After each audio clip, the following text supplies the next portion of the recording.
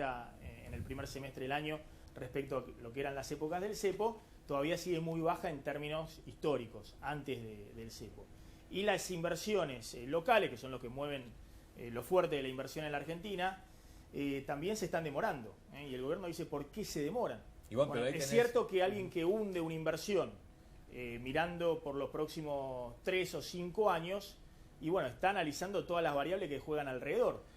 ¿Cuál va a ser el tipo de cambio por los próximos 2 años? ¿Cuál va a ser el nivel de presión impositiva? ¿Cuál va a ser la tasa de interés? Por eso el reto y además, ¿cuál es mi rentabilidad alternativa? Si yo tengo tasas de interés de rentabilidad arriba del 10-15% anual en dólares, porque me quedó atrasado el tipo de cambio, en el mercado financiero, ¿para qué voy a hundirlo en fierros en inversión real? Bueno, ahora que Claudito no está de acuerdo conmigo. No, creo que, suponete que vos digas, sí, porque la solución no es devaluar 10%. Porque yo escucho y digo, bueno, ¿qué es poner el dólar en 17? ¿Se te solucionan los problemas? Para mí no. Estamos hablando de la trampa, no puede devaluar nada, bueno, ni 10%, ni 5%, ni nada. Todo lo que devalúe sospechamos que pasa a precios. Es que este es el libre juego de la oferta y la demanda, y el dólar vale donde se pusieron de acuerdo vendedores y compradores con pequeña participación del Banco Central. Pero a esta tasa de interés. Baja la tasa de interés, como quiere Prat Gay, al 18%, y vamos a ver a dónde queda con la libre oferta, demanda Maxi, y oferta del dólar. Lo mostraste vos en tus gráficos. Emitió bonos en pesos a 10 años y hubo más oferta que demanda. Ahora van a colocar esta semana, lo vamos a ver. Yo te dije, quiero ver el precio después, a ver si fue ficticia, si hubo inversores ahí que ayudaron, y los precios se siguieron sosteniendo. O sea, el sistema financiero grande, si querés, los grandes capitales, aceptan una tasa del 16% anual con este tipo de cambio. Por ahora. Pero después, entonces, ¿por qué no la baja el Banco Central? Bueno, no soy yo el Banco Central. No, pero te quiero decir. Bueno, quizás. No, pero es interesante ver por qué no la baja, porque ahí es donde está, me parece, la tensión entre Prat Gay y el Banco Central.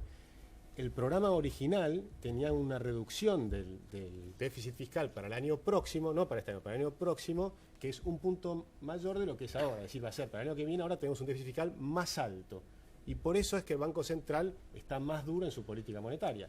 Cuanto más rápido lográs bajar el déficit fiscal, con todos los problemas que puedes tener del lado político y demás, la realidad es que te permite tener una política del Banco Central más entonces es un juego, lo que vos llamás así, digamos, los temas políticos, los problemas de políticos que pueda tener, yo creo que está vinculado a uno de los hechos de la semana que lo escuchamos recién, Macri retándoles a los empresarios, diciéndole rómpanse el traste, tiene que ver, ustedes saben lo que me pedían a mí hace un año, gobernabilidad. Bueno, es lo que logré, mi máximo logro del año no fue económico, fue político. Vos estás seguro, porque déjame insistir con lo mismo. Vos le estás diciendo a los empresarios, ponele que en algunos casos con justa razón, inviertan. El empresario te dice, bueno, a ver, como preguntaba Maxi recién, ¿qué nivel de tarifas tengo? ¿Sé las tarifas que estoy pagando? ¿Qué tasa de interés voy a tener cuando veo este debate, Banco Central, etcétera? ¿Qué tipo de cambio si quieren? ¿Cuál es la política de importación? ¿Van a proteger o no van a proteger? Pero el Banco Central no tiene su meta de inflación. Bueno, pero esto es economía en ese caso. Suponete que la tengan, pero el empresario quizás también dice, bueno, espero a ver las elecciones o lo que fuera cuando me des un horizonte. Y segundo, creo que hay que ponerlo sobre la mesa, aunque sea a muy largo plazo. El debate es, bueno, ¿y qué va a hacer el Estado con el déficit? Y cómo el Estado, si se va a seguir intrometiendo en forma abusiva, impositivamente, sobre el desarrollo de las compañías. Mariano, yo leí un trabajo de Mariano hace poco en la industria textil, lo íbamos a tocar la semana pasada en el tema del flete, cuánto de lo que factura una empresa, cuánto se lleva al Estado y cuánto queda a la empresa, cuánto se va en infraestructura y cuánto se queda a la empresa, cuánto se va en costos laborales, que no es costo del salario, sino en ART, como me explicaba afuera, en la diferencia entre lo que el asalariado gana y el empresario le cuesta ese asalariado. De repente la empresa paga 20, el asalariado recibe 10, el asalariado dice no me alcanza y el empresario me dice me salís caro. En ese debate no lo vamos a tocar nunca, porque ahí es el largo plazo y es ahí donde vienen las inversiones. Si no va a ser plata financiera, si no te voy a hacer por 1 año, 2 años, 3 años, pero no la plata a 10 años que resuelve el tema de fondo. Vos para bajar la inflación necesitas que la oferta también sea, la oferta de productos sea tan importante como la demanda. Y para que haya oferta tenés que aumentar la producción. Y para aumentar la producción nadie invierte perdiendo plata. Tenés que ver un horizonte de rentabilidad. Entonces estás obligado a hablar a 5 años. El gobierno hoy, miren lo que hablan en el gobierno, más allá de que se invierten o no invierten, dicen hay una capacidad instalada importante en las empresas por la recesión tenemos que hacer que aumenten la producción con lo que tienen.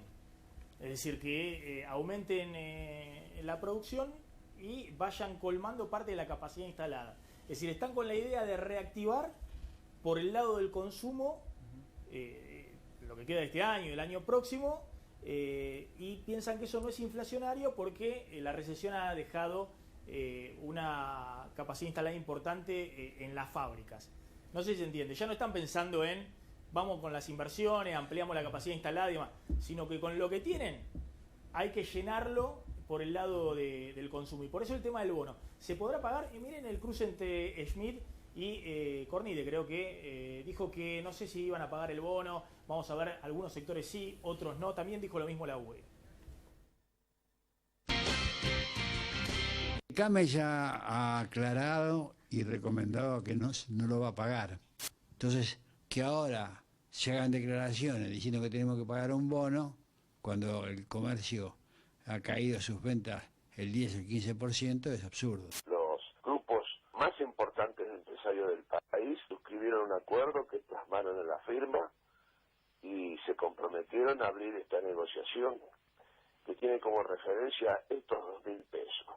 Yo aspiro a que esto se discuta en cada uno de los lugares donde se ha plasmado esta firma, porque de lo contrario ahí va a haber problemas.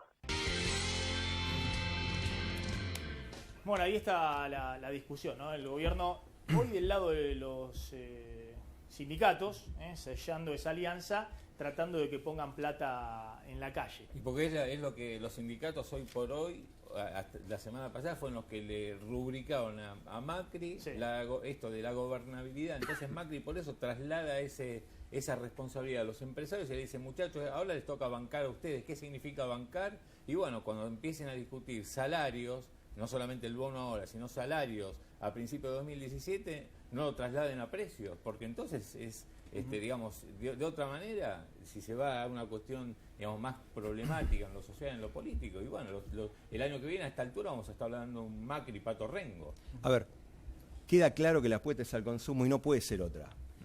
¿Cuándo van a venir inversiones? Macri primero tiene que demostrar que va a poder ganar las elecciones del 17. Hasta tanto eso no ocurra, no va a haber inversiones en Argentina.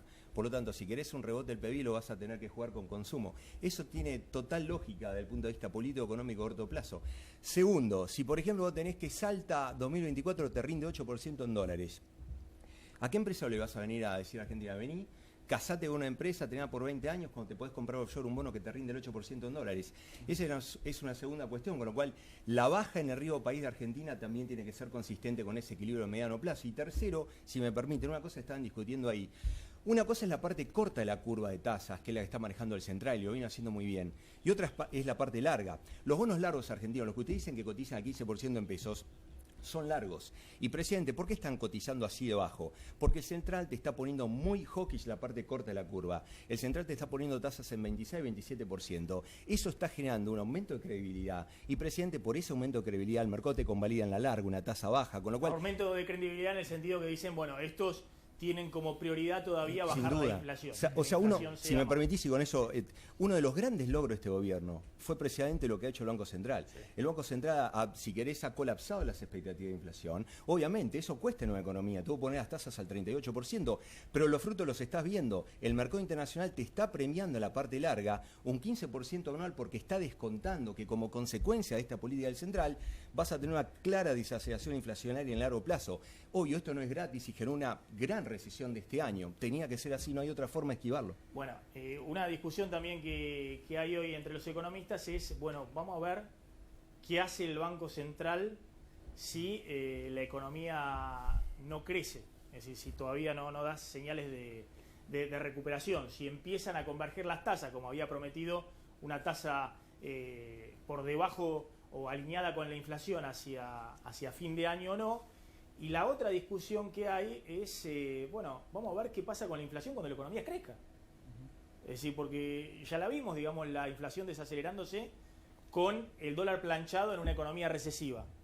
Pero bueno, vamos a ver qué pasa con la inflación cuando los salarios estén por arriba de la inflación, la economía crezca y veamos qué hace el gobierno, si quiere perder competitividad dejando el dólar planchado o instrumenta mecanismos para que el dólar no quede tan atrás de la inflación. Si me permitís, no sé si la inflación va a ser del 17% como el Banco Central está intentando autodeterminar. Insisto, ese no es un pronóstico del Central, ese es el forward guidance que dan ellos al 17%. Pero aún si tuvieses una complicación de menor rebote de lo esperado, no sería ningún drama que Argentina termine con un poco más de inflación a costa de tasas un poco más bajas que reactiven la economía. Lo que sí me gustaría enfatizar, que el Banco Central fue muy exitoso ya en colapsar expectativas de inflación. Por eso ahora quizá estemos discutiendo inflación al 17 o al 22%, pero el fantasma del 40 no creo que vuelva en Argentina. Argentina tiene muchos problemas. A ver. Sí. El fantasma del 40, es decir, porque también vamos a decirlo, el fantasma del 40 se lo comió el kirchnerismo en el 2014 porque devaluó.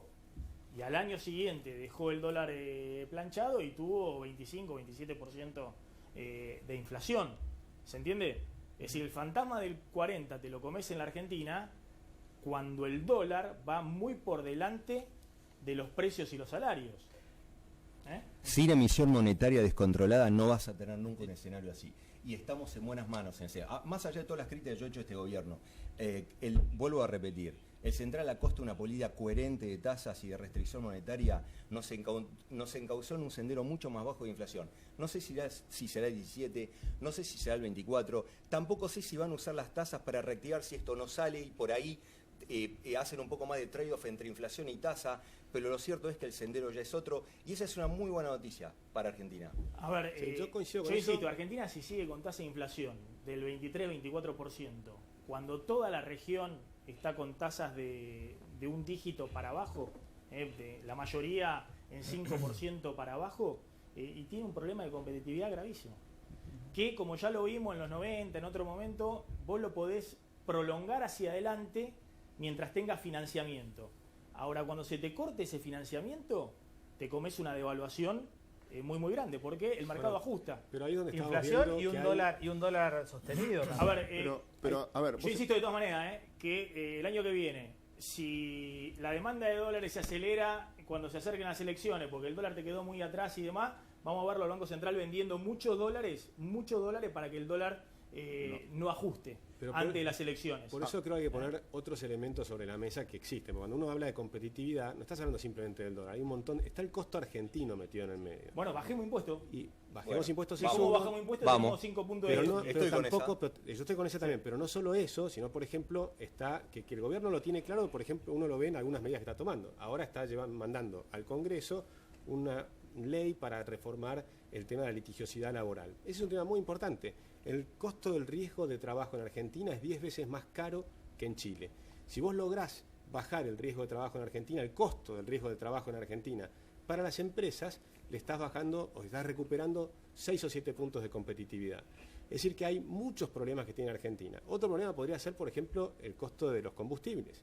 Si nosotros liberáramos el precio del petróleo, tendrías una reducción del costo de los combustibles muy importante, que eso beneficia sobre todo a toda la economía del interior, lo cual sería muy importante. Yo todavía no entiendo por qué no liberan el precio del petróleo en Argentina. Es decir, hay cosas que creo que se pueden hacer y que es necesario hacerlas, porque la situación no es simple. Yo lo digo, estamos en una situación muy complicada. Todos tenemos que estar de acuerdo con un segundo, Claudio, bueno, el boom de la bolsa, ¿no? En lo que va del año, ¿tiene que ver con la apuesta de que efectivamente se cree que se viene un año de crecimiento? Y por sector, preparamos algo, a ver si puedo complementar con esto. En principio, que la bolsa suba es una muy buena noticia, no solo para los que tienen o tenemos acciones, sino desde el punto de vista para la macro de un país. Significa que las empresas hay más expectativas de crecimiento. La bolsa generalmente anticipa un movimiento. Cuando la bolsa está optimista significa que el próximo año seguramente será bueno porque hay mucha gente decidida a invertir en el capital de una compañía. Cuando ves un proceso muy negativo de los mercados de capitales, están anticipando algo malo para el próximo año. Si miro la evaluación hasta ahora, ¿cómo te das cuenta que algo es caro o barato? Y ahí me voy a meter en una discusión del dólar que decías recién, que me parece relevante. Yo siempre pongo de ejemplo, el petróleo valía 150, bárbaro. Hoy vale 50. ¿Es barato o caro? No, baratísimo, si tocó 150. Pero ¿sabes qué? 150 tocó en un punto, solo un mes. Pero si miro el promedio de los últimos 100 años, el promedio te da 25-30. Por lo tanto, 50 es un buen precio. Lo mismo con la soja. Con eso quiero decir con el dólar. A veces uno se lo piensa en un momento, no, porque valía, pero hay que separar ese contexto y cómo estábamos en el contexto anterior. Vuelvo al mercado. ¿Cuándo algo es caro o barato? De acuerdo al futuro, no al pasado. ¿Qué puedo hacer yo con eso de cara al futuro? El pasado ya está, forma parte de los precios. ¿Cuándo una compañía es cara o barata? Yo me pregunto, si tengo que hacer esa empresa de cero, si tengo que venir a instalar cualquier empresa que usted quiera, esta misma, la que usted, el televidente que está mirando quiere emprender, ¿me conviene comprar una hecha que ya está o hacerla desde cero? Y las cuentas en Argentina que todavía te conviene comprarla hecha. De hecho, estamos en el caso Telecom y en el caso PESA, Petrobras Energía, comprándola por parte del Grupo Pampa. Pero vamos a las acciones que más subieron este año. Si el 1 de enero invertías 10.000 pesos en Agrometal, hoy tendrías 35.900 pesos. Si querés, casi dólares, lo puedes decir. 10.000 dólares, 35.900 dólares. Subió un 259%. La segunda no tiene que ver con nosotros, tiene que ver con Brasil. Invertías a principio de año 10.000 dólares en Brasil, hoy tendrías, en Petrobras, hoy tendrías 30.600 dólares. Veo, Maxi, por tu cara que no compraste ni Petrobras ni Agrometal. No, Mirgor... a mí no estaba pensando que había que invertir en Petrobras en medio del escándalo de corrupción y demás. Había que ser audaz. Yo tengo un amigo que lo quiero mucho. Felicito a todos los que invirtieron en Petrobras, pero había que ser audaz, digamos, para invertir en Petrobras. Yo tengo un amigo que quiero mucho, que se llama Germán Fermo, que dice, los trades hay que hacerlos cuando duelen, no cuando son fáciles. Invertías 10.000 dólares en Mirgor, hoy tendrías 25.300, Pampa Energía 10.000, 18.100. El Merval promedio subió un 56%. ¿Por qué pongo esto? ¿Esto fue mérito de las empresas? No, fue mérito macro. El cambio en el campo, Brasil, Mirgor, como... Entonces, lo que hubo una apuesta es a la macro, no a las empresas, al cambio de regla de juegos en la Argentina. Sigo jugando. Invertías 10.000 dólares en YPF, hoy tendrías 13.000. Subió menos que el promedio. Los bancos, promedio todos, Galicia, Macro, Banco Francés, subió 26%. Comparado con el resto, perdieron terreno. Y si voy a las de consumo interno, Siderar o Aluar, prácticamente no subieron este año. ¿Por qué? Porque por eso digo que esto está en función de futuro y no en función de pasado. ¿El mercado está apostando al mercado interno? Todavía no. Lo que apuesta fuertemente es a los proveedores de obra pública, al campo, obviamente, a los proveedores del campo, y creo que empieza el círculo sobre la construcción porque todos los caminos conducen, que blanqueo y demás, quizás tengamos una reactivación en ese rubro.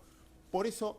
Hasta ahora fue macro, creo que esto no terminó, este ciclo del mercado argentino todavía, porque falta la discusión selectiva microeconómica de decir, bueno, ahora, ¿qué me aporta la empresa? ¿Qué dividendo o qué rentabilidad me da la compañía de cara al futuro?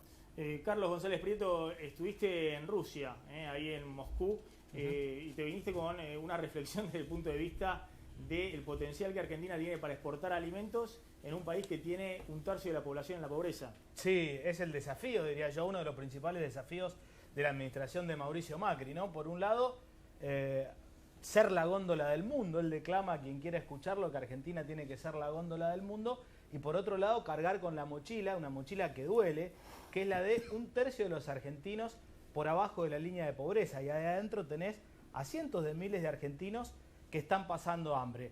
Dos hechos, diría yo, políticos y económicos que me llamaron la atención esta semana. Por un lado, cumbre de la FAO. La FAO es la organización de la ONU que aglutina todos los estudios y todo lo que tiene que ver con alimentación y agricultura en el mundo. Hace un año Cristina en la FAO dijo que Argentina tenía 5% de pobreza y quedó que éramos más ricos que Dinamarca. Después salió Aníbal Fernández diciendo que estábamos mejor que Alemania.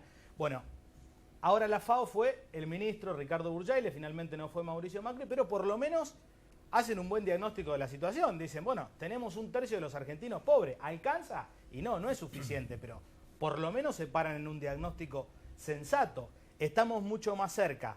Había 170 países ahí, de los países que la están pasando peor que de los países más ricos. Es bueno reconocerlo. ¿Es suficiente? No es suficiente. ¿Cómo hacemos? Es la gran incógnita. ¿Qué dicen en el gobierno? Seamos la góndola del mundo.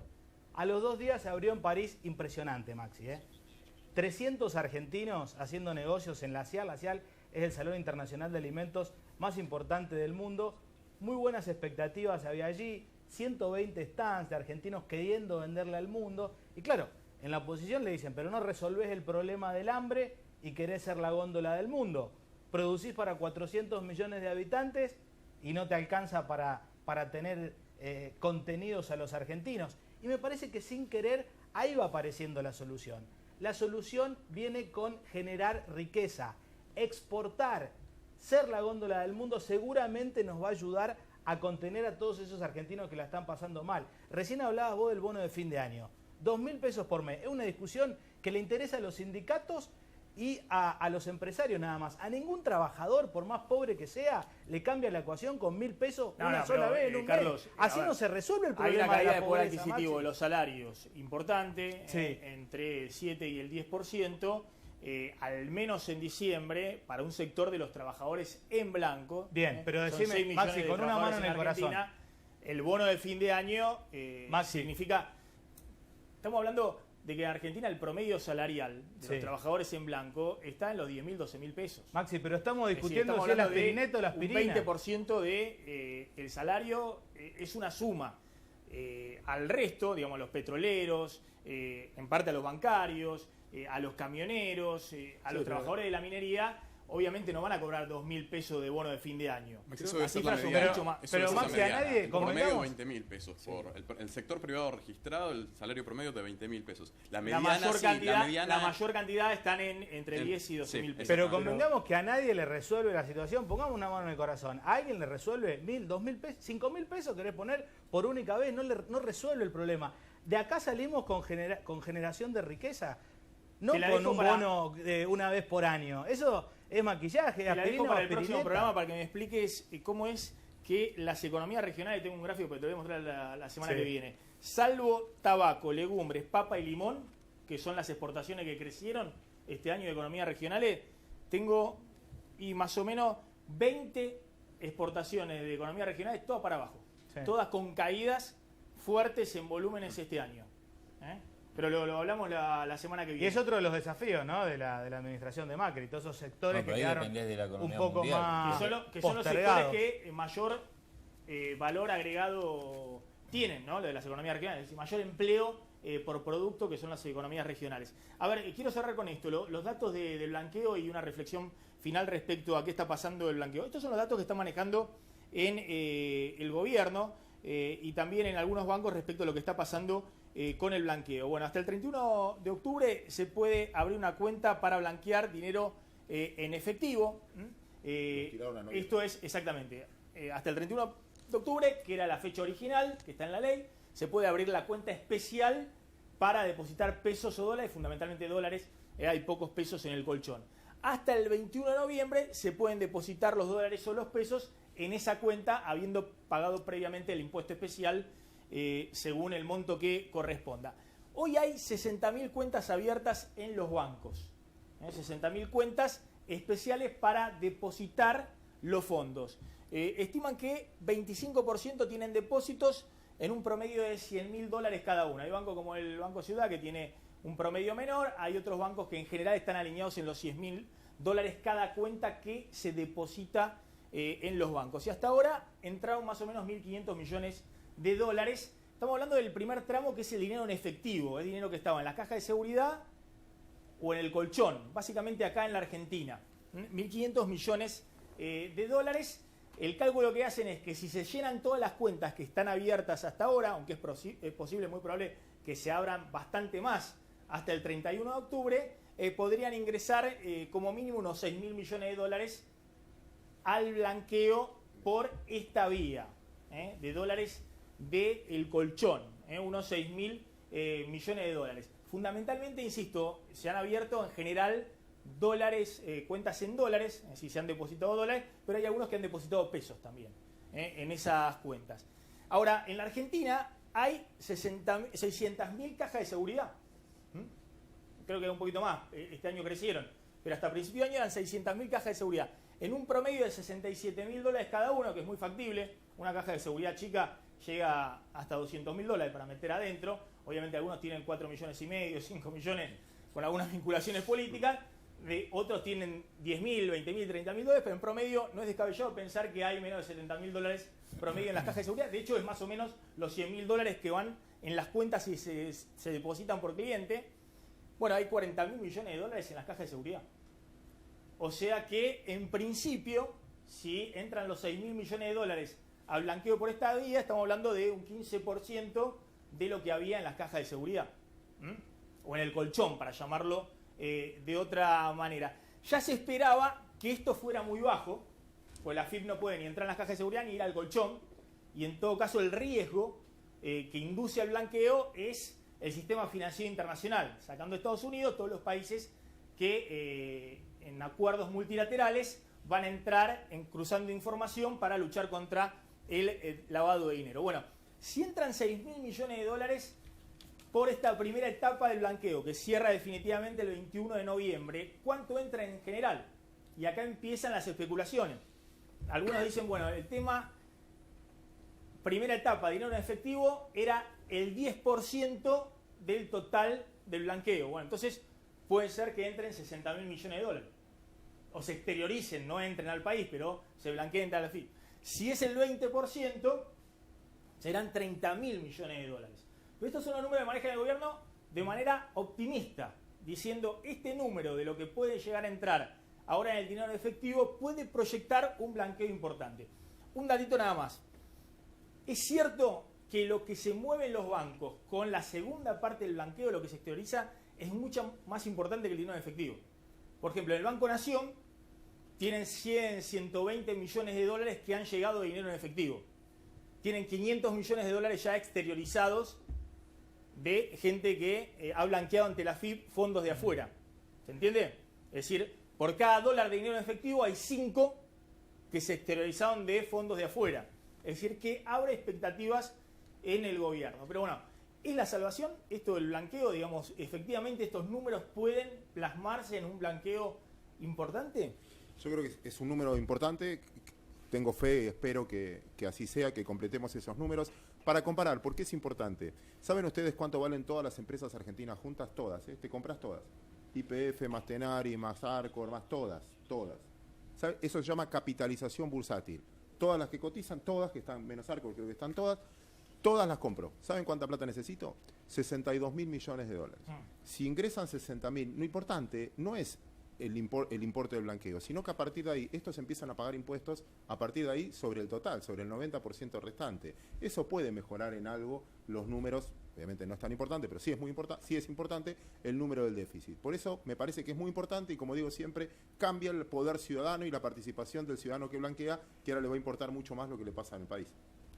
Sí, me parece que hay que reforzar también el análisis sobre el costo argentino, desvinculándolo un poco de la estructura tributaria del costo salarial y llevándolo hacia otros sectores de la cadena de valor, por ejemplo, la intermediación comercial, la intermediación financiera, los costos de las telecomunicaciones. Hay un montón de segmentos que habría que pensar y analizar mucho más en detalle para generar una distribución del ingreso que sea progresiva para el desarrollo productivo. Si no, si seguimos todo el tiempo pensando en cómo reducir el déficit fiscal y cómo reducir los salarios de los trabajadores, me parece que vamos a llegar a un callejón sin salida permanentemente. Entonces, parece que el gran desafío que tiene hoy la economía argentina, la gestión macrista, es dar vuelta a la página. En lugar de decir, no vamos a observar cómo se forman los costos en las cadenas de valor, digan, sí, vamos a observar y vamos a partir de la Comisión Nacional de Defensa de la Competencia y del Tribunal,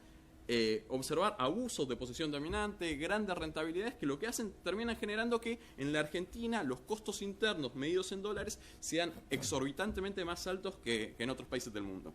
Vos fíjate qué interesante, los bancos que fueron retados en su momento por Alfonso Prat-Gay como que tiraban para atrás el blanqueo, se vieron en este último fin de semana. Hay publicidades no solamente de facilidades para abrir las cuentas, para depositar el cash o eventualmente después exteriorizar lo que los inversores tienen afuera, sino hasta dan préstamos a tasa de interés más o menos competitiva, de 30-32% anual, es el costo financiero total, para prestarle a quien quiera blanquear para que pague el castigo del 10% que están cobrando. Es que era ridículo los requisitos que pedían.